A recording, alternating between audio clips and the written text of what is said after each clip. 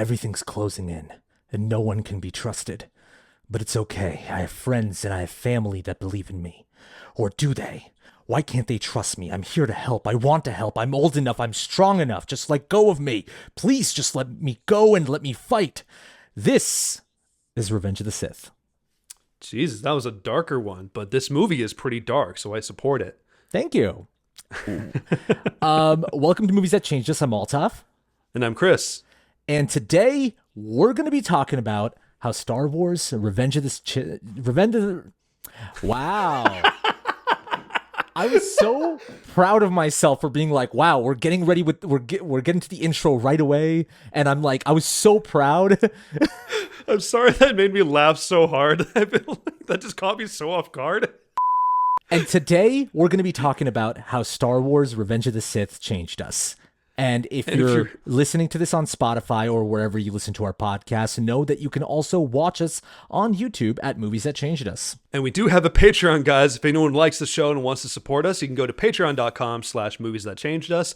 And we are now starting a new bonus show called Movies That Played Us, where Altaf and I play movie-related trivia games or quiz games. They're custom-made games that we made specifically for each other.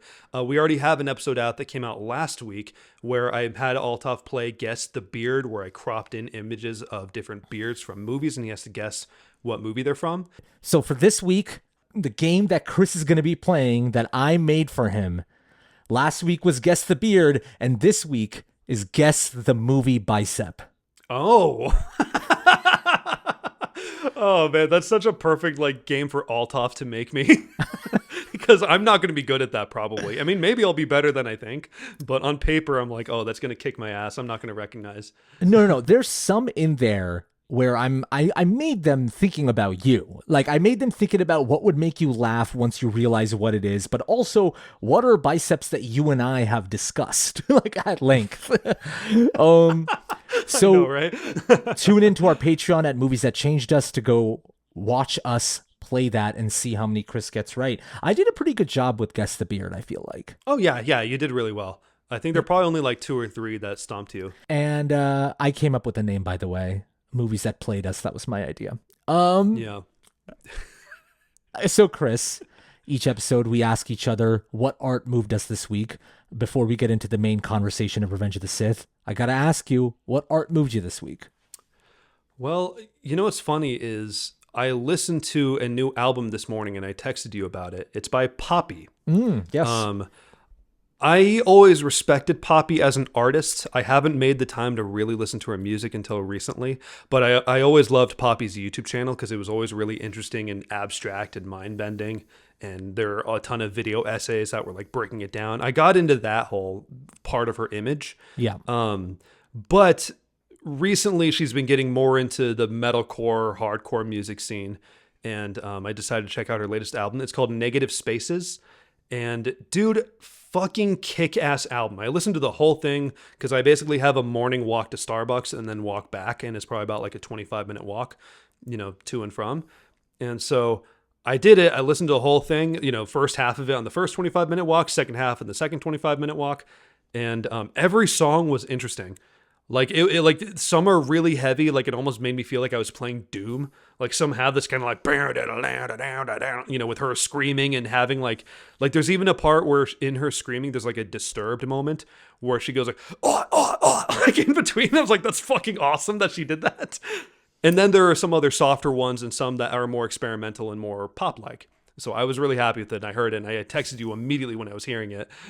That's rad because I think way back we were talking about Knocked Loose, who Poppy did a song with, and yes. I think I remember you discussing how like nice it is to see a new band on the scene that is so prominent in this genre of music. And I know how important that is to you, of just like a solid like new voice in that genre. So it's exciting to know that Poppy is coming out with bangers like this. I'll check it out because I know it's a type of genre of music that don't like chase towards, but like I know if you recommended it, I need to check it out, because whenever you've recommended me music and you say you should listen to it, you've never like taken me the wrong path. I think the only time you and I ever really disagreed on was a Weezer album called Pinkerton. Yeah, I wish I could be the guy that's like, no, listen, Pinkerton is good. It's fine. I'm a basic ass fucking Weezer fan. I like the Blue Album because it's fun. Yeah, um, I know. We could dedicate a whole episode arguing about this, but I love Pinkerton. It's one of my favorite albums out there. I know, But I it's just know. funny. Like that's the only time I've recommended you an album that didn't land for you. Well, there's songs in it that I do like, but not Yeah. as an album, no. But yeah, no, I'll check it out. Well, you tell me, Altaf, what art moved you this week? Well, this Saturday, not this Saturday, this Sunday actually, because this past weekend I actually came to visit you. Hmm. And that was a fun time. But Yeah. when I got back to LA, I caught up with the SNL finale. The season 50 season of SNL is the first time I've actually like watched every episode of the season. Like I tuned in every weekend and I watched the whole thing. And part of the reason for me doing that was I've seen a couple episodes here and there, but I hadn't. It had been a while since I'd seen a full episode, and I kind of just like needed something where I knew that each week a group of people got together and tried to make something that was a shot in the dark, but they tried their best, and we'll see what we get. If you get at least one or two sketches that is good, it's a successful show. And I just think I like really I reflecting back on the whole season, I it's just nice to see. It gives me a lot of hope when I watch SNL. I'm like, this is not AI. This is not like Lorne Michaels is still the head of it, and he's still operating it in a similar way that he used to operate in the 70s, which is a bunch of crazy people each Monday pitching ideas, and then it's like a bum rush to Saturday. And there's something really hopeful about that, that each week I know in New York, there's a group of creatives trying to make something special, you know? Yeah, I think that's like a really good way to frame watching SNL too, because I know there are some people that are really harsh on it that look at it like, oh, well, the half of it sucks, which I understand. If you don't want to watch something or if it doesn't entertain you, then obviously you don't have to watch it. But I do think that there is like something that I think universally, timelessly people have respected about SNL is the fact that this is a show that's cobbled together in a week. The jokes in it are often very current. They come up with whole sketches around it. And so sometimes you can look at it as like your group of friends getting together to kind of shoot the shit about what's going on and trying to make jokes and be funny together. And if you watch it, I think with that mindset as like, okay, let's see what they got, there is something, it's a lot more fun. Okay, cool. Well, we're covering a pretty big movie. Yeah, yeah. A big movie that was recently re-released for its 20th anniversary. A movie that you and I went and saw together, which we touched on a couple episodes ago. I can't remember which one we did, but Yeah, in our School of Rock episode, we talked about how you and I went to go see it in theaters. How did Revenge of the Sith change you? I don't know how else to like lead up to it. But how did Star Wars Revenge of the Sith change you? The Star Wars prequels in general, and especially Revenge of the Sith, because Revenge of the Sith came out when I was older. I think I was probably like 9 or 10 when this movie came out. But I grew up watching all three prequels in theaters. I saw Phantom Menace when I was like 4 or 5. Yeah. I saw Attack of the Clones when I was probably like 7. And then I saw Revenge when I was a little older. And so these movies were very formative to my relationship with Star Wars in general. I grew up watching the OG trilogy on VHS, and then I saw the prequels. And so I remember the anticipation behind this movie. And I remember the like how jarring it was finding out it was rated PG-13. I don't know if you had that when you saw Revenge of the Sith, or if you were in on that at all. But I remember I was like, oh, this one's going to be heavy because Anakin's going to turn evil, and it's rated PG-13. And there's an excitement to it, right? Because you know that this is the end of the trilogy, so now we're finally going to get to see him like turn dark and become Darth Vader. 100%. And there's so much like expanded lore. Like mostly for me, it was the video games growing up. Like I loved Star Wars Bounty Hunter, which takes place between, Phantom Menace and Attack of the Clones. I love Star Wars Battlefront, like the old Star Wars Battlefront, not the new version of it. And the Revenge of the Sith video game, which that game came out before the movie came out, and it had footage from the movie and stuff in it there. So it was pretty cool. I didn't beat it, or anything like that, but I played the first couple levels, and I had like a rough idea where the story was going to go.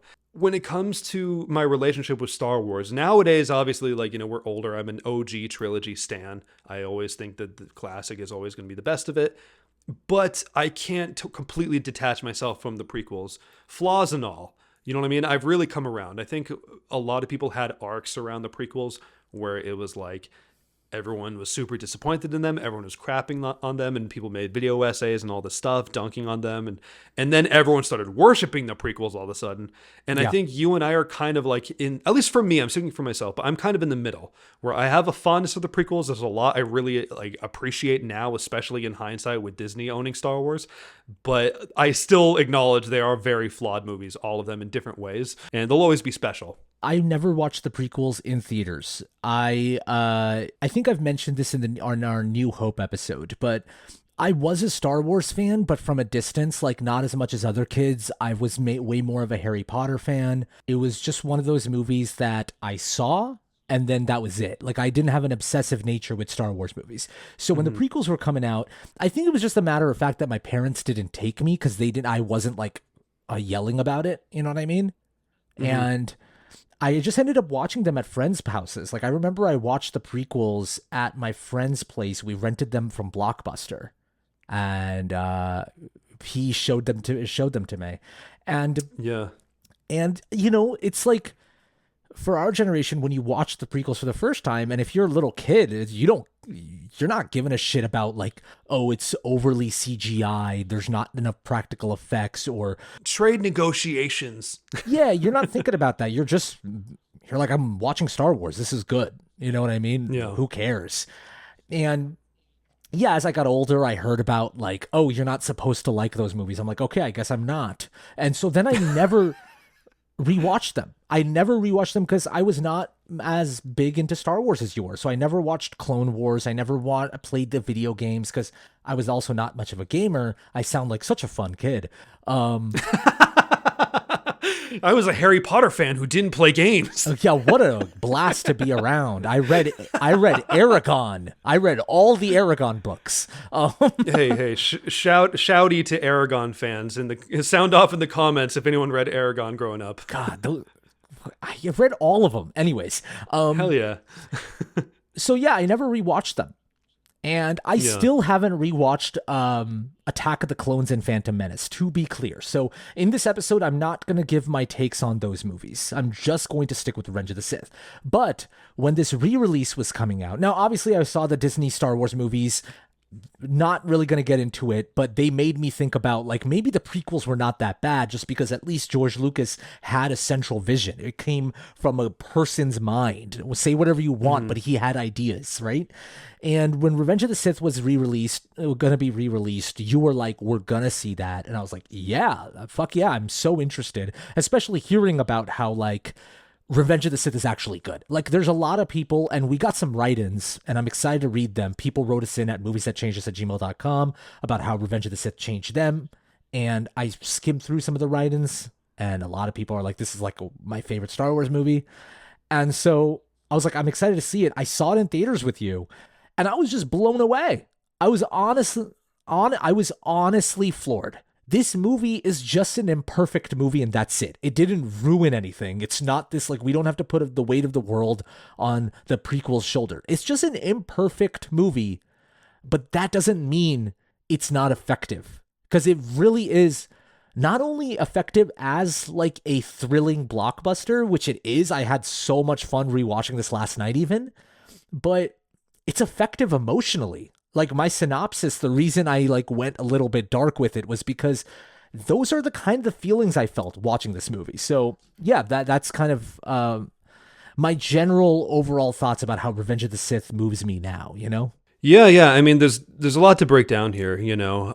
I saw this movie 5 days before it actually released. Fun fact. I think you knew that already, Altaf, but I'm just sharing that for listeners. I did. My mother had she got invited to some preview screening. I did something for work, and she got to take one person, and so she took me. People at school did not believe me. I mean, my close friends did, but like the broader, you know, casual classmates, they just straight up didn't believe me. Yeah, sure. It's like, it's crazy, right? But yeah. but I did, and I'll just share one quick part of that experience, because that was my first time watching it and everything, and I was on the edge of my seat. It was amazing, all that good stuff. But the part when Bail Organa is like visiting the Jedi Temple, and it was after Order 66 happened, and the clones are right there. I don't know if you remember, but they aim their guns at Bail. They're like, "Sir, it's time for you to leave." And he's like, "And so it is." And he turns around and starts walking away. And remember how a random like teenage Jedi like hops in, starts attacking the clones, and then he gets shot. Yeah. While that scene's going on, my mom leans in and whispers to me. She goes, "That's Han Solo." And I like almost like she's telling me like explain, contextualizing it for me. But I remember being a kid and I looked up and I was like, "No, it's not." I like how your mom is like, "Son, I know who that is." I was like, "No, it's not." What do you mean? Han Solo never used a lightsaber, except once. To be fair, he used a lightsaber once to cut open the Tauntaun's belly. But you get the point. I just love little Crispy. Like, "No, it's not." I know. I was like, I didn't know who he was. Obviously, they made it seem like he was an important character for a second in that moment. It is a wild swing for your mom to be that confident. Like, she has some insider information. Like, hey, you know who that kid really was, though? I forget. Remind me. Jet Lucas, George Lucas's son.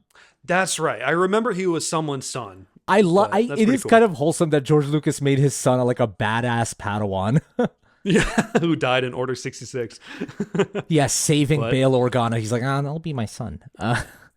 Yeah, but there's definitely like, you know, not to be cliche with this show in general, but, you know, this is one of those movies as well that you and I probably watched when we were younger and enjoyed, but it takes on a very new meaning as adults watching it now. Especially this movie, you know, even because like just to give a quick table setting, because you explained that you weren't a fan of the other stuff. I am a fan of the other stuff. Like I said, I played the video games. I haven't seen all of the Clone Wars, but I really enjoyed everything I've seen. I've seen the first like 5 seasons or something like that, and I know people are going to yell at me because people say like the last 2 are the best, but then, you know, I've seen some other Dave Filoni stuff, but I'm not going to harp on that for this, you know, review, just because not everyone's seen it, and it's like a whole other tangent we can get into, and Altaf hasn't seen it either. So we're going to focus mostly on just this movie standalone. Watching this in theaters, because Star Wars hasn't put out a movie since Rise of Skywalker, and we've mostly been getting Disney Plus shows, there was a feeling when this movie started where I'm like, oh, I'm about to watch a Star Wars movies in theaters. Like, it's like exciting. It's like, oh shit, yeah, we're here. Oh yeah, dude, probably like less than 10 minutes into the movie when you and I saw it in theaters again, you leaned into me and whispered, "Yeah, this low-key rocks." It rocked. I was having, the moment that like really stood out to me that maybe the internet's made fun of and that we would have made fun of too. But watching the sequence where the ships crash and we're still in the space battle, but the ships crash, Obi-Wan jumps out, does a flip, starts defeating immediately. I was like, fuck, we're in a Star Wars movie. This is like really cool. And well, yeah, go ahead. And Anakin looks so cool. Like, he looks fucking badass. The long hair on Hayden Christensen works so well. The scar looks menacing. The black robes, like all of it immediately felt like, okay, there's something working here now. Like the gears are starting to turn here. And I was slowly warming up to being like, is Hayden Christensen actually really good in this? Which you know, spoiler alert of our conversation, he's like honestly fantastic in this movie. I think, he is like almost like what Andrew Garfield was to the Amazing Spider-Man movies people have compared, where he was like the underappreciated star, you know, and I just, that's one of the best redemption arcs of sorts that I've seen in a fan base, of how much they welcome him. Like whenever he shows up to Star Wars Celebration, how much they freak out and clap over him, how he's just generally so loved. As weird as these movies are, and as weird as this movie is, like it does have a lot of elements where I'm like, what the fuck is going on here? It still feels like it's imperfect in that way that I love art, how art can be sometimes, where it's, oh, this was made by a person who had like ideas. Like there's human hands on it. I mean, I know it's like, it's so obviously, you know, like everyone said, it's overly produced, overly CGI. There's a lot of like stuff you can criticize over it, but it had a vision. It had ideas. The CGI, while it doesn't work, and there's many moments where I'm like, you couldn't have done one shot in a real location, but like aside from that, it still feels like, oh, he had an idea why he wanted to make the CGI, because he wanted to build out this world and he wanted to make Coruscant this like bustling city. And like, it wasn't just CGI out of laziness. It was CGI out of like, there's these big ideas that I wanted to achieve that I couldn't in the original trilogy because we didn't have the There was technology. inspiration behind it. And it doesn't work a lot. Like, I would wish that there was a lot of practical effects and all that stuff. And that is what J.J. Abrams does bring in when they come in with Force Awakens. But like, I'm like, no, this is like, it doesn't feel corporate. You know what I mean? Yeah, and there's also like a lot of CGI that works tremendously well too. Yes. That's what's interesting about it is like, yeah, we can goof on some. There are some wide shots of the CGI where you're like, ooh, that doesn't work. But the close-ups of General Grievous look fucking badass. Yoda still looks great. You know what I mean? There's still a lot of moments where we get in there and we're like, oh my God, that like, again, like I said, when you see the Grievous, when he comes in, you know, like all, whatever, you want it limping and coughing and shit. Another moment that I whispered to you when we went to see the re-release where I'm like, dude, General Grievous is so sick. Like he's, because he just shows up in this cape and he has the tone of General Grievous scenes feels like George Lucas kind of understood what this guy needs to be. And he was like, okay, we only show him in small moments, like until that Obi-Wan versus General Grievous big fight. But he needs to be the fun part of this movie because most of this movie is going to be pretty dour with Anakin. And so when we cut back to General Grievous, we just got to have a fun, pulpy time. You know, which is something that you can tell George Lucas really understands. Like his Indiana Jones ideas are always this like, oh, I'm a big fan of like these old serials and these old TV shows that I really liked. And he based Star Wars off of Flash Gordon. It's like shit that he knows. And Grievous feels like a part of that, you know? Oh yeah, absolutely. I mean, just he's a very memorable character. As little as we really know about him, he's immediately like he fits that mold of like that classic pulpy villain, like you said. We take this for granted, but as kids watching it, when we first saw this movie, when it came out, we had no Clone Wars show, we had no expanded lore. The only thing I had at the time was just the Lego Star Wars video game. But the idea of this giant mechanical robot, half human, half robot thing that splits his arms into two and lights 4 lightsabers was fucking insane. And it still is if you watch it for the first time. Even like, this is kind of a side note, but the 2D Clone Wars show, again, I'm not going to totally go into this. Yeah. But there's a part where he fights like 4 Jedi on all sides of him, and he spins all 4 of his arms in a circle to block all of them. Like they made Grievous really fucking powerful and intimidating, and I kind of love that. Totally. And when Grievous and Obi-Wan have that fight, oh my God, dude, I was like elated. I was elated in the theaters because it was my first time, again, seeing this movie in theaters. But also, like, last night, I was actually just, like, so pumped because there was something there. It had this energy behind it. Like, where it was like when he gets on that fucking weird mechanical circular Men in Black 3 device and he just starts wheeling down the building and Obi-Wan jumps on that animal, and I don't know, there's probably like a name for all these things that I'm talking about. Yeah, the lizard creature thing. Obi-Wan jumps on it and he's fucking galloping towards him, and then he's like trying to get on it. There's this energy behind it, and there's this, like, again, I gotta stress, there is this fucking weirdness behind it that that just, maybe it still doesn't work for some people, but completely works for me because I'm not going to keep bringing this up, but it just feels like it has soul, man. Like, you know what I mean? And I think soul, man. Exactly. I think a lot of these movies have become so corporate, especially when Force Awakens came out. I immediately saw, even though I liked the movie when I first watched it, I immediately saw, I'm like, ooh, Marvel's like, influence is going all the way to Star Wars now. Like the moment Poe goes face to face with Kylo in that movie and says, are you going to talk first or do I talk first? And I was like, this is different from Star Wars. And at first I was okay with it. And then what I realized by the time we got to Rise of Skywalker is like, oh, they kind of just like figured out how to make these movies. They like figured out like a kind of corporate algorithm of kind of what works for a modern audience.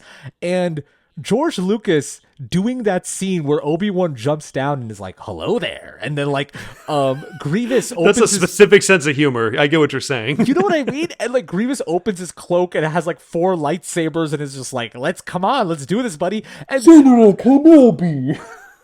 That's pretty good. And then he starts like fucking crawling like a spider, and I'm like, That's the part that gets me is when he knocks him off the edge and then he lands and then starts just like crawling like a little fucking beetle. It makes me happy because it's not, again, I keep saying George Lucas, but also, dude, the team behind the prequels is like revolution. It's like a revolutionary ILM team, and without them, we wouldn't have we wouldn't have Thanos. you know? Or Avatar or certain, big, staples in CGI. I definitely agree with that. I think I guess really overall going over the Grievous scene, I guess really the point is we fully embrace the strangeness and the uniqueness of it because we all quote it. This movie is riddled with memes, which we don't have to list off all of them, but especially with that moment, like you said, the unique sense of humor behind it, the hello there, the corniness of it, and how over the top it is. And so I think there's something worth celebrating in that. There is another thing that I wanted to bring up that actually works in this movie. I wrote down a bunch of items that were immediately noticeable improvements. Actual visual motifs. Now, George Lucas is a lot of things. He's just not a very inventive visual filmmaker. I don't think that's a hot take. But in this movie, there are certain moments that stood out to me. And obviously, we can point straight to the Mustafar fight sequence between Obi-Wan and Anakin, which you and I will talk about. But remember that scene where Anakin's meeting with Yoda? Yeah. And that stream of light that's going over Anakin's eyes, and the rest of him is shrouded in darkness. And it's immediately telling you where Anakin's head is at. You know what I mean? It's a dialogue scene, but Anakin's saying very little. It's so interesting. And it makes me realize, I'm like, oh, wow, even George Lucas kind of finally got a handle on how to shoot this movie. Yeah, well, I think it's like that. And there's also, another motif just to add in there is when Anakin and Palpatine are walking side by side, how some of the shots are framed the same way Vader and the Emperor would be standing side by side too. And then by the end, Vader and Emperor are actually standing side by side. Yeah, exactly. Well, and even in the opening, how Palpatine's quote unquote captured, right? And how he's in his chair. He's in his chair while other Jedi are duking it out. And it's very much echoing Return of the Jedi too, the way Palpatine sat in his chair while Vader and Luke were fighting. Yeah, this one definitely has the most recurring imagery. And even in small ways of how the clone troopers end up having helmets that very much resemble the stormtroopers, and the design of the ships, you see early version X-Wings that the clones fly. And the way the big, I forget what they're called in the prequel era, but, they look like Star Destroyers, but with kind of the red paint over it. There's a lot of that going on. And they do more of that in Clone Wars, too, where you see officers have those little symbols, those little badges that the Imperial officers end up having in the original trilogy. So it's interesting, how they kind of do small ways of, calling back to the originals. Okay, so Chris, this is where the fun begins. We get to talk about some things where that really worked for me. The first thing that I really wanted to discuss, Anakin's struggle with wanting to grow up, wanting to be master, but still feeling like he's being pulled away, being pushed back, and he's not being allowed to grow. And obviously the direct thing is Anakin not being accepted into the council as a master due to his allegiance to Palpatine.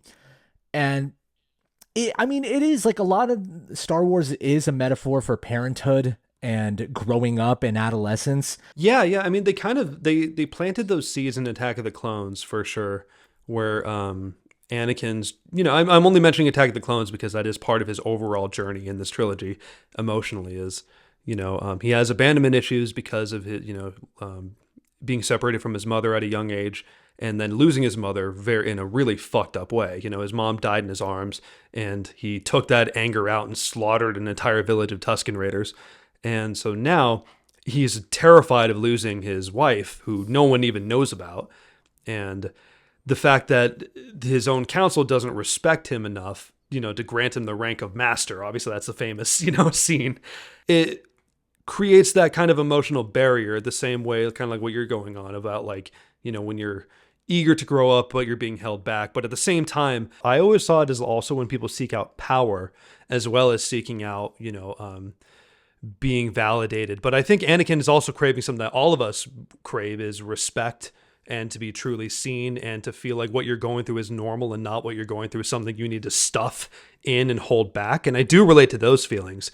You know what I mean? Especially in places that I've worked, usually in places that I've worked more than like personally, but like where I feel like I'm the only one saying things how they are and everyone else is like speaking in their own little corporate talk.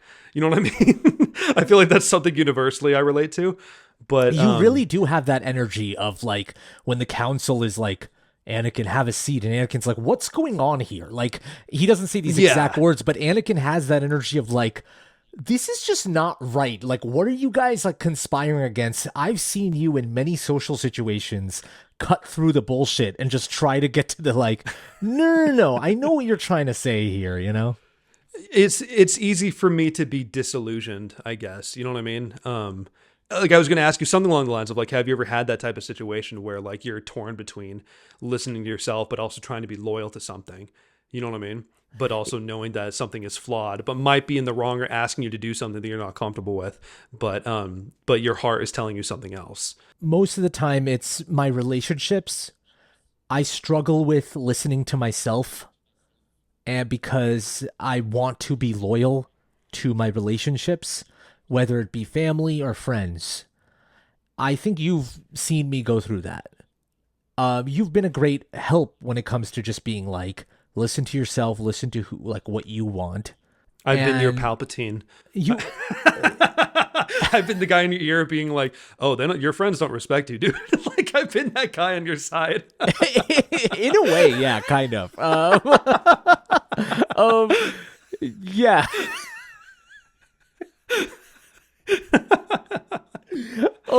No. But to me, yeah, go ahead. I do have something to say. But I think that's a real part of life. I feel like when Star Wars movies are successful, it's when they're exploring that cusp that we've all experienced of you could make certain decisions in your life that could lead you to the light side or the dark side. And we're all very close to that. We're all very close to both, going to the dark side and going to the light side. No one is privy to just being like pure and good all the time. And I think this movie really dives into that in an interesting way because maybe this is a hot take. I think this movie is surprisingly optimistic about who Anakin is. That final goodbye between Anakin and Obi-Wan is everything to me. Like that final goodbye where Anakin is kind of just like, may the Force be with you. And Obi-Wan's goodbye, old friend. And we know what that means now. But he apologizes to Obi-Wan and he tells Obi-Wan, I am grateful for what you have taught me. And Obi-Wan says, I'm proud of you. And when Anakin realizes that what Obi-Wan has been teaching him has been leading him towards a good path, it makes me realize that like this movie is trying to say that we're all very close to be guided in the wrong direction, but we all have good in us, right? Yeah, and it reminds me of... Go ahead. I think to wrap up that point, that's what Luke sees in Darth Vader in Return of the Jedi, that he still sees there's an Anakin in him. It's that Anakin that says goodbye to Obi-Wan and says, may the Force be with you. Like, he is good. Like, he is good. It's just that, like, it's so scary, man. This, like, world is so scary. Like, whether it be the general paranoia and fear, it can guide us towards the wrong path so quickly. Yeah. And even if it's misguided where we think we're on the right path, we end up making horrible decisions that hurt people. And I think like, I was going to jump in and say that like, it reminds me a little bit of like Joker's philosophy, like of all it takes is one bad day. You know, it's like, it raises kind of the question of like, do you think anyone is capable of turning into what Anakin turned into, or do you think you have to be wired a certain way? Because Anakin was obviously, like I said earlier, he's very much passionate. He's afraid of losing people close to him. And in doing so, trying to control that, like, like he even tells Padme, because Padme says like, I promise that won't happen. And Anakin says, no, I promise that won't happen, or something along those lines, where he's like, I will make sure you don't get hurt. In doing so, he ends up causing the very thing. It's like a very classic Greek or Shakespearean tragedy in Yeah. itself, you know? I, And I definitely don't think that like everyone is as fragile as Anakin is when it comes to joining the dark side, but whether that be through this movie or through life, but like it does depend on your background, how you were raised and who you were raised on. And so there's a lot of elements that are at play here, but I definitely think that no one is pure. But what's scary is that the paranoia and fear can be weaponized against you. To make the way Palpatine grooms him and the way he like constantly is telling him, like even when Anakin goes up to Palpatine where he's like, oh, I heard Obi-Wan has engaged Grievous, and he's like, oh, well, hopefully the Jedi Master will be up to the challenge, you know. Like he's always like sneaking those little seeds in to kind of make it seem like, you know, he was trying to separate Anakin from the Jedi Council and to create that resentment.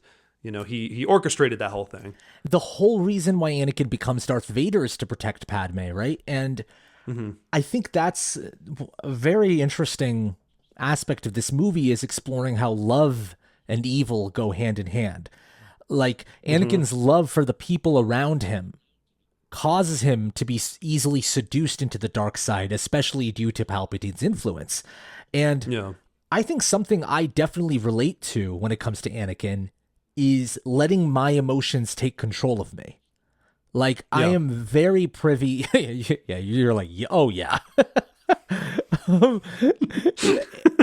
I easily allow my feelings to control my actions. And it's something that you, as a friend, have called out. And it's something that I'm going to therapy for. It's something that I'm trying to work on. But I definitely relate to that feeling that Anakin has, is like, I just need to do something immediately because I'm feeling this way, you know? Yeah, I mean, are you referring to like when Anakin was told to wait in the chambers, the council chambers, while they were going to go and arrest Palpatine? How he's just, that's the big scene, right, where you hear like while he's like staring at the window and he hears Palpatine's voice tell him like, you and I both know if they kill me, your chances of saving Padme are gone. Yeah, I wanted to talk about that scene as its own thing, but yeah, 100%. That's one. There is like throughout the whole movie where like Anakin's so stressed out that Padme might die, and he's trying to figure out, is like, you know, he's going to Palpatine and asking him, is there ways to, like, can you be trained with these old tricks to bring life? And Palpatine has that great line, he's like, not as a Jedi. And I think throughout the whole movie, Anakin is feeling so much. And he wants to act immediately. He wants to be a part of it.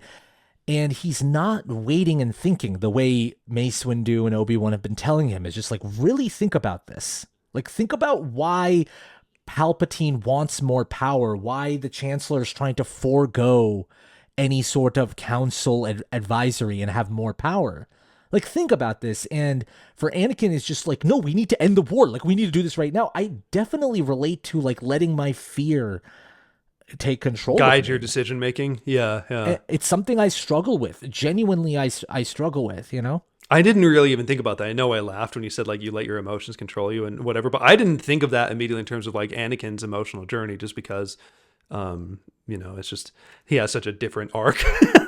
But I do think like what's fascinating to me about that whole thing is the fact that the Jedi are bringing in valid points. Like if Anakin did just shut the fuck up and stay in the council chambers, the war would have ended and everything would have been okay, right? But at the same time, those seeds were planted long ago, and you can even argue, if you want to rope the Clone Wars into it and stuff, those seeds were planted long ago of Anakin's resentment towards the Jedi, of not taking enough action, of sitting in a room in a fucking circle on little chairs, being, ooh, well, I guess we'll do this now.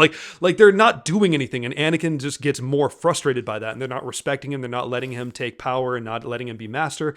Yoda's telling him privately in that little room, saying, oh yeah, don't feel anything for anyone, just don't be sad if they die, who gives a shit, basically. Is kind of, like, I know what he's saying, he's trying to say a more kind of Buddhist philosophy of like, you know, death and these things are inevitable, And the more you hold on to trying to control it, the more hurt you're going to cause yourself. And that's a valid thing to say, but he doesn't know what Anakin's really going through. And he doesn't validate that for him either. No one really sees Anakin or understands him. So it only makes sense that he would lean to someone. The only person who does validate him is the Dark Lord of the fucking Sith. And also, sure, Yoda has this Buddhist mentality, but that is not effective during a time of war. Like, yeah, exactly. And while the Jedi are also involved in politics too, and leading battalions of soldiers, and exactly, at the same they're time, a big part of the decision making. And I mean, I don't know how political you really want to get, because I am also kind of like scared to bring up certain things, but this movie brings out a lot of that, though. I get where you're getting at. I think we can go light political, if that's okay, if you're down. Yeah, I mean, I couldn't stop thinking about when I was watching this movie, both with you in theaters and also last night. I mean, it's terrifying because you think about what's going on with our country right now. And the point that you bring up, which is, when you look at it, this Jedi Council isn't really doing much, and they're taking such a back seat while also trying to put pressure on what should and should not be done. But they're not taking the right amount of action that is necessary in a time of war. And something that's being said a lot about the Democratic Party and their failings in this recent election was the fact that, like, they weren't playing offense as much as they should have. And they were taking back seats in situations that they shouldn't have. Like, this is a different ball game. And if you're not coming to play, then you're gonna lose. Like, yeah, I saw a joke about that. I saw a joke about it on Instagram where I just said something like about the re-release of Revenge of the Sith. It's like, if you want to see the collapse of a democratic society, just look out your window. You don't have to go pay to watch the movie. Yeah, it's very prescient, and it's like, part of me is like, obviously anything that deals with the fascist leader and the like fascist regime taking over, like, is always going to be relatable, especially in now, right? But the specific nature of how that bleeds into our society was super, super prescient for me. Like, it was like seeing how people start to get an inkling of something is happening. Like, Obi-Wan was telling Anakin, he's like, can't you tell? Like, search within yourself. There is something out of place here. And we all felt that, like, these past few years, these past 10 years, you could say. And we all had this feeling of, there's like, what the fuck? Like, what is this? And now, boom, we're in it. You know what I mean? And this movie has that feeling of like, this is weird. This is not right. And then when you're in it, it's too late. It tackles that perfectly, you know? Yeah, the avalanche, or like the gears were set in motion at that point, you know, and including Anakin's fall to the dark side. You know what I mean? It felt almost inevitable, like that something was going to make him snap eventually. And you know what's interesting, going off of like what you mentioned about paranoia, is this is kind of random, but you know, I always loved the main menu to the PlayStation 2 version of Revenge of the Sith. I know you're I'm not joking, man. I loved it. No, I just love your tangent. I know. Look it up after we're done recording this, and listeners, look it up too. I'm sure you can find, you know, just Revenge of the Sith main menu or Revenge of the Sith video game. I don't know. But the music to it is very ominous. Like, it's not doing the like da da da da da da da. You know, it's doing more of like this kind of like the kind of the music that plays subtly in the background of dialogue scenes in the movie. Yeah. And it just feels very eerie. You know, like the pause image, I think, is just kind of a Mustafar River. And then when you hit start, you just see a couple little clips of just the different Jedi kind of looking worried and looking around, you know, but it has that paranoid feeling, though, that Revenge of the Sith captures. And they could have easily done like, you know, dun, dun, dun, dun, dun, dun, dun, dun, you know, whatever intense music to show them fighting, but they showed instead a more, you know, like uncomfortable feeling, which I thought was kind of cool. Yeah, they captured that tone really well, even if it was just like a video game starter menu. I totally feel that. Yeah. I think that's a great place. I want to mention John Williams. I was floored by his music for this movie. Like people, when it comes to prequel music, people talk about Duel of Fates a lot. I mean, I know some people consider Duel of Fates just straight up some of the best music he's ever created, and I agree. But aside from like the big set pieces, the music throughout this movie captures that paranoia really well. There is this like that Anakin scene, where he's in the council room and he's looking out the window, and it cuts back to Padme looking out the window, and they're like across each other in Coruscant. And this music is weird, operatic, and it has a choir, and the way it's shot too is really like fascinating with the sun setting. And there's so many things happening in that scene. A big part of it is the music, but there's like, I love that scene because I'm like, that's a kind of vibe that just wouldn't be in Disney Star Wars. You know what I mean? 100%. Yeah. That starter menu that you were mentioning has that, like, from what you're saying, has that same vibe. It's just like, oh, no, this is very tonally focused. So I love the music throughout this entire movie, even when it's like a fun, great time. But like, that's the thing about even when you get a bad Indiana Jones movie, even when you get a bad Star Wars movie, John Williams shows the fuck up. Like he shows up and he comes to play. Absolutely. Well, and all the prequel movies give Anakin a unique motif when it comes to the music, you know? Yes. The second one I would argue is like more of the romance. I think it's called like Across the Stars or something like that, which I actually really like that music and is used minimally in this one. But that like the na na na na na na na na na na na na na na, it's used a lot in Attack of the Clones, and it works really well. It's a good, you know, for how kind of poorly written that romance subplot is, the music's really good. And then this one has the more like triumphant, like bum bum bum bum bum bum bum bum. But they all have their own little thing, right? And I think this one just captures that kind of tragic but powerful feeling that Anakin has. It's a really depressing movie at times because you just can't detach yourself from the current world we're living in.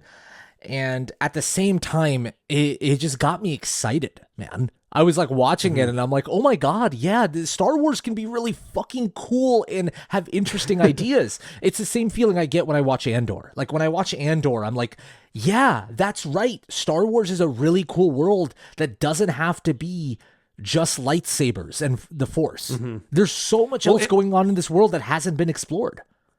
And when it's tied together too, that's my favorite stuff, is like when they can respect the prequel era and the original trilogy era enough to like really make them jive well, you know, because like there are such big gaps, right? Like a 19-year gap between episode 3 and 4, and aesthetically they're both very different. But that's what I always loved about the video games, the Jedi Fallen Order and Jedi Survivor. Sure. Is like, they do a really great job of like having aesthetics of both that make it feel like one coherent timeline that respects everything that happened. And even like you down to, not to go on a total side tangent, but they actually acknowledge the shortcomings of the Jedi in the prequel era. You know what I mean? And they make it seem like Luke is the one that comes in and kind of like perfects it. You know what I mean? Which they, not to jump all over the place, but he talks about that in The Last Jedi. You know what I mean? He says like, yo, the Jedi were not like all that. Like literally in the height of their power, Darth Sidious rose and then wiped them all out. Like that's some bitchy stuff. That's kind of what he says, you know? Yeah. No, but I like that. I like, especially in this movie, like showing the Jedi as weak people that couldn't make the decisions on time. Like, yeah. And that it shows that like these polished regimes that feel like they're institutions that should be respected are just as fragile as anything. Like someone cunning and evil enough can come in and turn this upside down. And it's a lesson to all of us to just be fucking careful, because we're all susceptible to it. It's like it's like what I was saying earlier. No one's pure enough to not be lured to the dark side. You know what I mean? It just takes enough manipulation. Even someone who's the chosen one too, which is like a whole other thing that we didn't really talk about, because they don't talk about it a lot in this movie. But, you know, Anakin's supposed to be a prophesized important figure. And people have even theorized that like that Anakin his whole life he served just as much good as he did evil, and that's why he brings balance to the Force. Some people have said that too, which is interesting. I don't know if I fully agree with it. There's also, but there's also this expression that I think Dune deals with as well, right? The danger of prophecy. Like, oh yeah, 100%. I mean, you could argue that the pressure that Anakin faced contributed as well to, you know, his resistance and what made him learn of the dark side in general, because he was built up. You know, there was a lot riding on him. Like Qui-Gon bet his life on Anakin becoming a Jedi. Like he's the one who was pushing for them to train him. And he gave, and it, to the point where, he gave his life for that cause. You know, he made Obi-Wan promise him that he would train him, even though Obi-Wan is not prepared. No, I was going to say, yeah, I agree. There's a lot to talk about. We haven't really discussed Ian McDiarmid as a performer in this movie. Rocks out really fucking hard. He's so good in this movie. Dude, I know he has so much to do in this movie. He's so good. Okay, let's break it apart a little bit. Yes, fucking love unlimited power. All of that is amazing, right? Let's really talk about the super interesting part about his performance, which is in the opera scene when he starts reciting the Darth Plagueis story. He says it so like calmly and matter-of-factly, like he's told this story a million times. Like, look at his performance. He's just like, which, he did lose his power, but this is what happened, you know? What do you think? Like, he's almost like, what are your thoughts on that? Like, it's like he's told this story at bars many times. But that's why it's so menacing. It's like he has such control. And then when Anakin finally like slices off Mace Windu and Palpatine knows he's got him, that's when he's like, all right, let's get fucking evil in this bitch. And then he gets full Emperor Palpatine. Well, I wonder now, like, did Bill Skarsgård watch Palpatine as inspiration for his performance as well? Because by the time he turns fully evil with his performance in what? In Nosferatu. Okay. Because as soon as he puts his hood on, he's suddenly standing there going, yes, we must do that. Like, he has a similar cadence about him. He has this weird little like throaty breathing too, the same way. He is so goofy. Like when he's making all those faces, it makes me so happy. I know. And it was especially like Reese, the dark side is a pathway to abilities that many believe to be considered unnatural, or whatever his line is. He delivers it so intensely. Like he loves. Sorry, you've done this before. Will you recite the exact line and then you'll just be like, I don't know. It might not be though. Is all I'm. Yeah, it might not be. That's all I'm getting at. But what was it? He says it like he genuinely, almost like he gets horny for the dark side. Oh, like when he starts really feeling the anger. You know, when they, even later when they have their confrontation, when he actually reveals to Anakin that he's the Sith Lord, how he's like, like let me train you. I beg you, Anakin. You know, he has like this like, oh God, I'm so fucking hungry. Like I mean, like he looks at Anakin like a piece of chicken. Even when he has that moment where he's like, your hatred, I can feel it. And he's like closing his eyes. It is like Ian McDiarmid does play it very erotic. Like I don't think that was a mistake. It's a lust. It had this kind of old timey, exactly. I know I mentioned Nosferatu, but it does have this kind of old timey vampire feel to it. You know what I mean? I mean, that's kind of what it's like, right? It's like he's sucking the whatever's good is left in Anakin. He's like draining that out of him and molding him into what he wants. Okay, I want to start like wrapping up so we can get to what our fans, how it changed them. But any shouties before we do that? Before we get to the third act where we talk about the Obi-Wan v Anakin fight, all of that fun stuff. Let's see. Shouty to Palpatine's famous twirl before he starts fighting all the Jedi. Love it. It's fucking hilarious. I mean, I love it. It's scary as shit in its own way. No, but it's now hilarious. It's just become its own. Yeah, it's become its own meme. Like I've seen people say it like right before jumping into pool where they'll be like, "It's treason." Then, why? Like jumping and doing a twirl. But it's so jarring when he just leaps forward like a fucking torpedo at them. Yeah, it's there's a lot of elements of this movie that are kind of like that, where you're just like, you laugh, but you're also having a lot of fun. Yeah, but I will also say shouty to like, I guess like kind of the mini fan service moments, if that makes any sense. Like I remember when I first saw it feeling like, you know, when he when Palpatine actually shoots his lightning out for the first time at Mace Windu, Yeah. again, those are things we take for granted. But when he did it, when I first saw it, I was like, oh shit, he's doing the lightning. You know what I mean? Like, Oh, sure. It was like sure. a feeling. It was scary, and then he's blocking, and then you see him actually kill someone with it and throw out the window. It was frightening. And also, same thing when Anakin first force chokes in the movie, when he force chokes Padme. You're like, oh shit, the first person he chokes in the movies is his own wife. The Darth Vader's music finally coming in when he announces you shall be called Darth Vader, and you hear it. But then there is something so tragic when it plays that music. When it plays, as kids, we were all like, fuck yeah, badass villain music. And now when you watch it and that music plays over Hayden Christensen being like, thank you. It's so sad. It like you really feel it. It's so tragic. Well, I have a shouty. Okay. In the theater, you and I got such a kick out of how like Yoda was just tight with the Wookiees. Oh yeah, we didn't even mention the Battle of Kashyyyk or anything, but yes, like you said, because they set it up when Yoda says like, I will like to Kashyyyk, I will go. Good relations with the Wookiees I have, or something like that. And I remember you and I looked at each other like, I want to know that story. How does Yoda have good relations with the Wookiees? You whispered to me, you're like, I like thinking that Yoda is really tight with the Wookiees. Like you said that to me.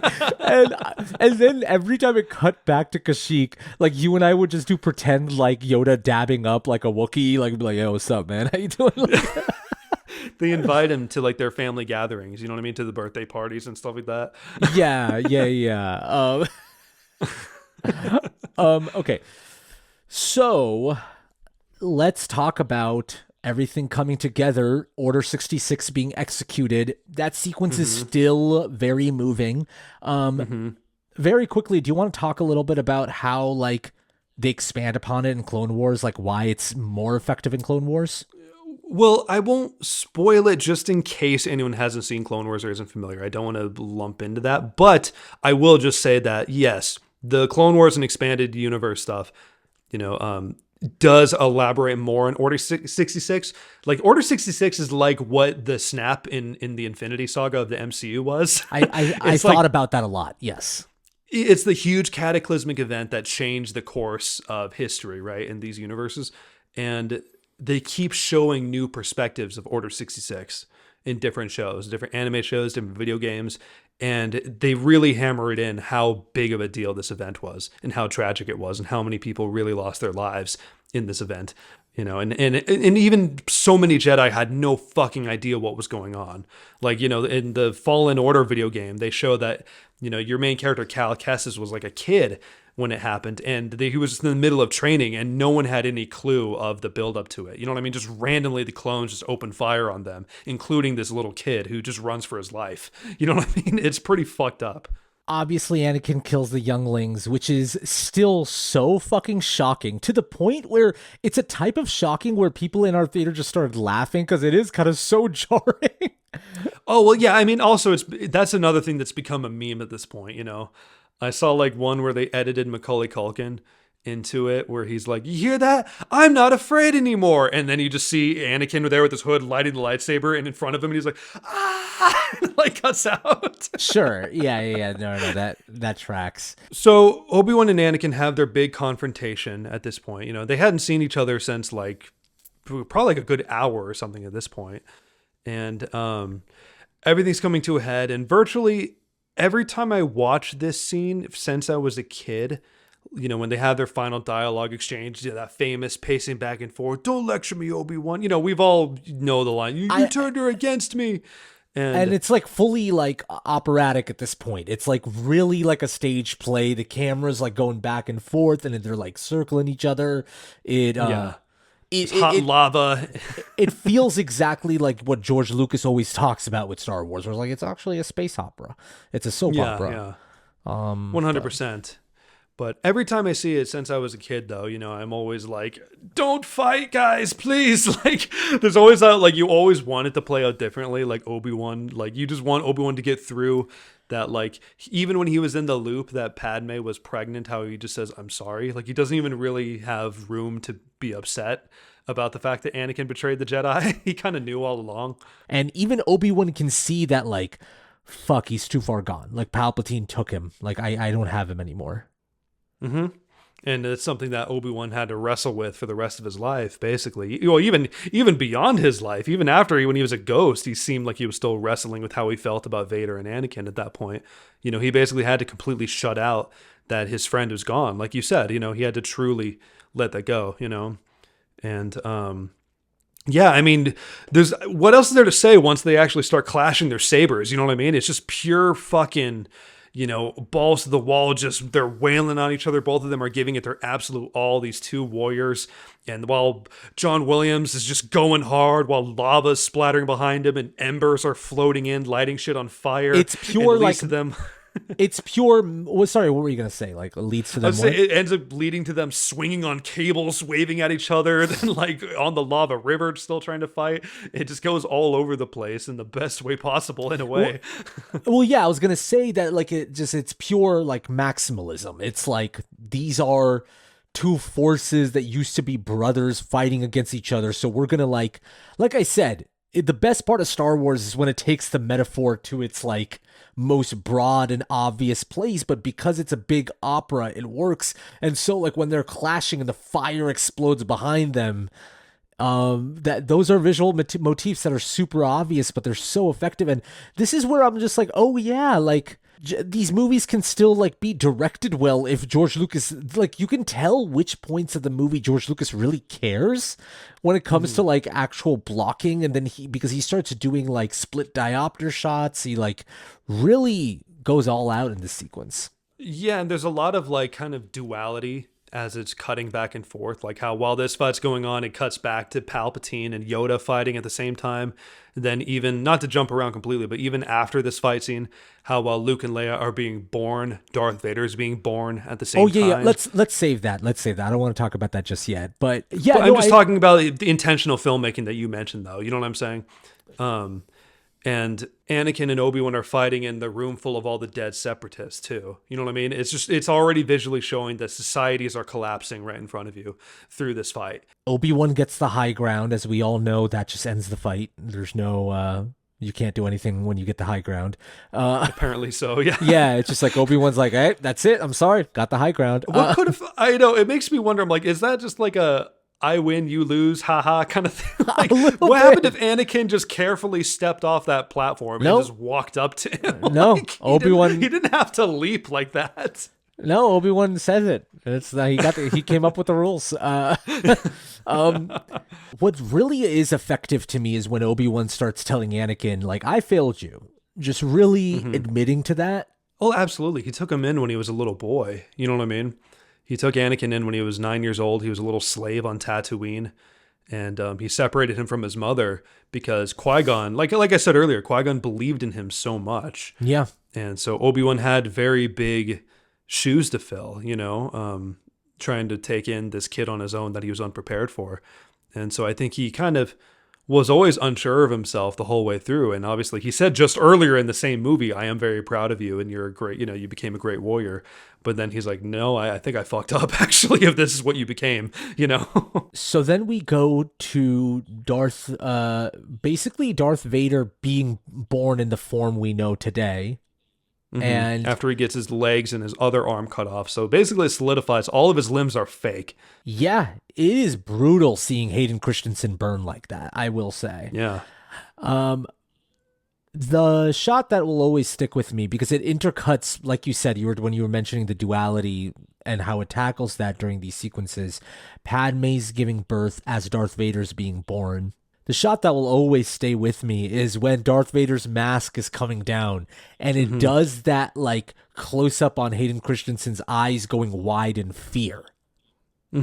Like, that is, it's really disturbing. That's a brilliant piece of directing, I think. And also a brilliant performance by Hayden Christensen, obviously, but a brilliant piece of direction to just have that moment. It's so fucking disturbing. It sticks with you. And in a great way, in what a prequel can really do, right? Which is when you start watching the original trilogy again, you think of that little boy in there, you know? Oh, yeah, absolutely. I mean, like, you know, who was once one of the most feared villains in cinema, right? Or, if you even in the world of Star Wars, one of the most evil people in the galaxy. They set him up perfectly as a very reluctant villain of someone who had seemingly good intentions. I mean, he did do horrible things. Obviously, he butchered his friends and he killed children, but he did it in the intention of saving people close to him, and he just got lost in the process. And seeing that he ends up suffering a fate worse than death, basically, of like, not only does he fail at that, he loses his, the one love of his life because of his actions. And now he's like this half man, half machine in a prison. Essentially, that suit is like, they film it to feel like a prison. You know what I'm saying? The way the mask comes down, like you said, where he's afraid and it covers him and it changes his voice and changes the way he breathes. He's never going to be the same at that point.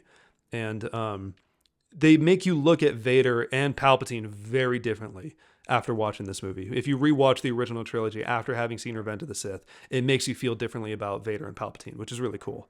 Yeah. No, very well put. I think sometimes when we do these movies for the podcast, not that you don't talk a lot, but I will tend to have a long ramblings and long rants about certain things because I just tend to ramble. And in the edit, sometimes I will see myself just be like, oh my God, I'm going on for a while. Jesus Christ. I think this is one of the few moments where I'm like, oh, you're having one of those too. Cause it like makes me realize that this is like it just reminds me how special Star Wars is to you. You know what I mean? Yeah. This is a movie that's been like in my bones since I was a kid. I can tell when you talk about it that this is something you just think about all the time.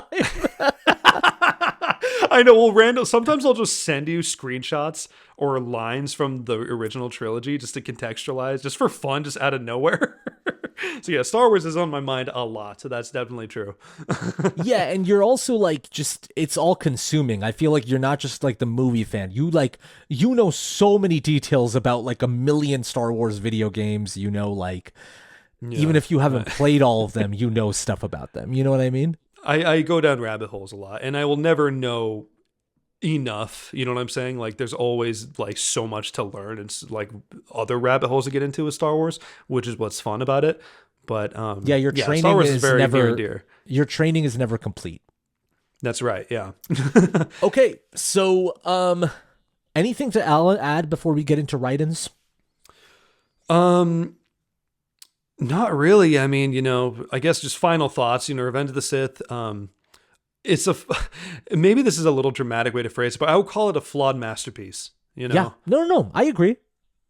And I'm very fond with it. I'm very nostalgic about it. But I also, I do go into it with an open mind that, like, this is a very strong movie. It has flaws. I understand what people say about it, but I also understand its strengths too. At least I'm really, I try to. Completely. So we asked you guys how this movie changed you. You emailed us in at moviesthatchangedus@gmail.com. If you'd like to know what movie we're doing next and when you can email us, you can follow us here. Follow us on Instagram at Movies That Changed Us and on our Patreon at Movies That Changed Us. Daniel Walsh, a very consistent writer for our Yes, channel. Thank you, Daniel, for writing in again. You're our boy. There's our boy, Daniel. Hey, nice dudes, it's your boy once again, here to talk Star Wars for a little bit. I first grew up with the original trilogy when I was about 4. As a refresher in the New Hope write-in, I talked about my dad and his friend's replica lightsabers, which was my introduction to the series as a whole, and then I saw the original movies. The prequels I saw a year after that, and at the time I loved them just as much. Revenge of the Sith blew me away with impressive effects, awesome space battles, and of course all the lightsaber duels. I may have been a little too young to see this at first, but upon rewatches, it is still a damn awesome movie. That was my experience when I was younger, but more recently, I've come to love it even more. And while I still deem all 3 of the originals better by a long shot, Revenge of the Sith is still one of the most fun to rewatch. It was even more awesome to see it in theaters for the 20th anniversary. The rest of the prequels aren't as good as this one, although I can't say I dislike any Star Wars movie. As it is just as an exciting world to be in. That pretty much wraps up my Star Wars thoughts for now. So until next time, nice dudes, this has been your boy Dan. And he said, P.S. Sorry if this is a long one. I just love talking about Star Wars. Do not be sorry, Daniel. There's a lot of people like Daniel that are just like, I don't care about the Disney Plus shows. I don't care about what movie it is. If it's Star Wars, I'm just there because I love being in that world, you know? Yeah, yeah. I mean, that's how, that's how special Star Wars is. It's one of those worlds you can just get lost in, flaws and all. People are ride or die for it. But first off, Daniel, I just want to say real quick that I do love how like you've adopted that this is your boy Dan. Like, because I said, I was like, oh, it's our boy Dan, and then he wrote it in the thing, so I just started laughing when you read it out loud. By the way, guys, visually, I'm holding my phone. I'm reading the write-ins off my phone because I'm a little far from my laptop, and it's easier for me to read. So just know I'm not like texting while while we're doing this. Do you want me to take on the next? Please. This is from Isabel Kress. Hi, guys. Loved your Nice Dude movie nights and look back on them fondly. I saw this notification pop up and felt like I needed to throw my hat in the ring because I love Star Wars, I'm an aspiring writer, and I love Anakin. Now it is just my opinion. This fandom can be heated. But I think Revenge of the Sith is far more tragic nowadays because of the animated shows and Disney Plus series. I grew up with the Clone Wars and Rebels, so when going back to watch Revenge of the Sith, it was far more depressing than before. Those shows developed Anakin into such a compassionate, loyal, sarcastic, and yes, arrogant as hell, yet hilarious character, rather than just seeing him as whiny, awkward, and annoying. So much so that it's gotten to a point where I feel like George Lucas had some beef with a small child and had Anakin go a little ham on those younglings for no reason. Anyway, I think it can be inspiring when an already great movie can weirdly develop after it's been released, and somehow be so much better, more tragic, when writers come together to branch out and develop the main story and another story that's within it. The last 4 episodes of Clone Wars align almost perfectly with Revenge of the Sith, and those episodes came nearly 2 decades later. This is more we who changed the movie rather than the movies that changed us. Thanks, love the pod, from one of the crazy Star Wars fans. Thank you, Isabel. That's very true. I agree with everything you said. And it's actually interesting the way you phrased it of like, we changed the movie, not the movie changed us, you know? Yeah, no, completely. I think you can definitely have a different take on a movie and different perspective on the movie depending on where you are in your life. I mean, that's a lot of what this podcast is about. Next write-in is by Marcus Larson. Hi, I decided to write in for once. I always listen to your podcast on YouTube and comment in the comments section and always curse myself for having missed to write in for an episode. But luck have it, it's Friday, I'm on my way home, and the YouTube short showed up on my feed, and it's about my favorite Star Wars movie. Hell yeah. This script has been stuck with me forever. I don't have an anecdote from going to the cinema, but something I do whenever my mind is blank when cooking and not listening to your podcast, of course, is that I automatically start reenacting the famous Obi-Wan Kenobi and Anakin Skywalker dialogues during the famous last fight.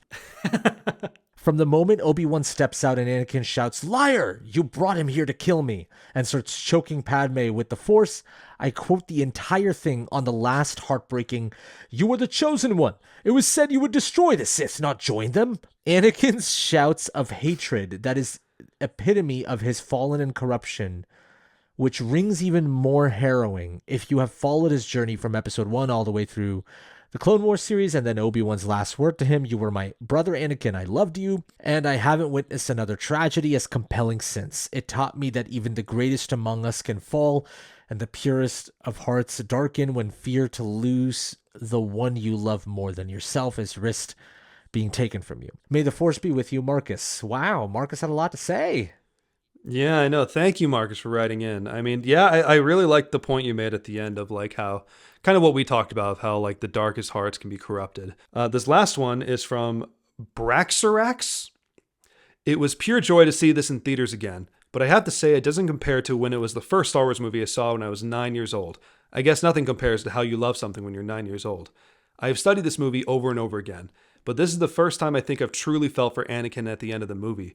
I mean, before I felt the typical emotions expected seeing his fall to the dark side, but this time it all came together when his hubris left him lying alone next to a river of lava. For some reason, this time the slow shots of him being consumed by fire really sold the metaphor of his fall. In literal visual form, he is consumed by his hatred, anger, and fear. His pain is all at once, for the audience, a way to view our sympathy for him, our satisfaction in seeing him pay for his sins, and ultimately our hope that even he, the most evil man in the galaxy, can one day still serve the light, the will of the living force. Always in motion the future is, so we must be careful when trying to capture it. But the artistry and lessons taught in this film will continue to inspire me into the future and help me delve back into the past to a simpler time." What a brilliant message. I know. I love your guys' write-ins. You guys killed it today. Thank you guys so much for writing it. That was a great one. I mean, yeah, that's a good point that Anakin being enveloped in fire is like a great metaphor. You know, it's also like there's a lot of symbols that come with fire, you know, of like also represents like purity or cleansing too, that like that could literally be Anakin being destroyed and Vader being born too in its own way. Yeah, But the original trilogy and then this movie are a great expression of how someone can easily be lured to a place of evil and uncertainties all around us. But at the end of it, what Star Wars is about, at least in the Lucas era, is this world is corrupt and fascist and evil, but there's always light, like always light. It's a very optimistic perspective, despite how grim this movie can be.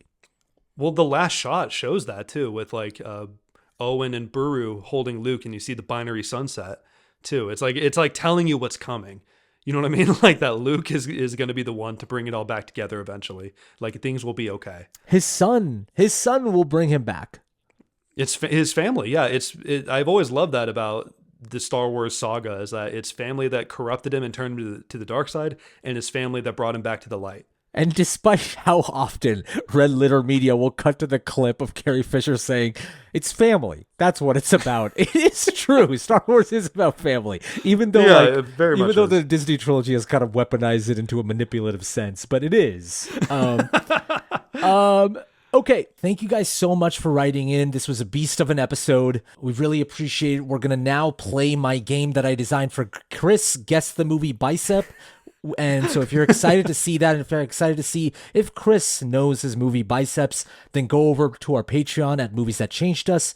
Thank you so much for listening. Thank you so much for watching. Thank you so much to our patrons for supporting us again and again, and we really appreciate it. Last but not least, stay nice, dudes.